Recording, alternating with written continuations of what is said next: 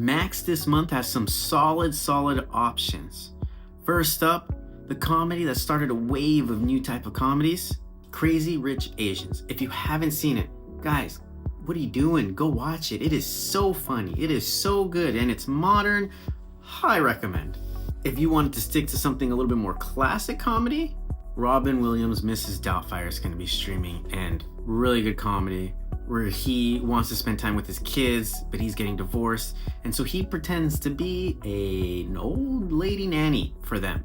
Jumping to the other side of the spectrum, if you want something more horror, It Follows. Imagine a monster, a creature, a thing, always walking towards you.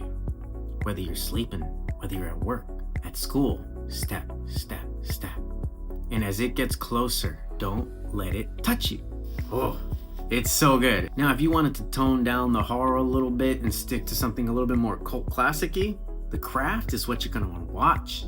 This movie is a classic. Witches, culty, the vibe, the atmosphere, solid movie. But maybe that's not what you're in the mood for. You want something a little bit more post-apocalyptic? Have you seen Mad Max Fury Road and Furiosa?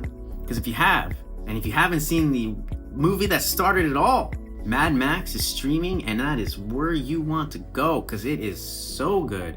It is definitely different than those movies. However, it's the original, it's the OG, it's the one that started it. Go watch it. Final two movies I wanted to mention. Willy Wonka and the Chocolate Factory is also streaming. And if you got a family and you want to sit them down and you want a mystery where you as an adult will still enjoy it, Batman Mask of the Phantasm. It's really good, even if it's animated.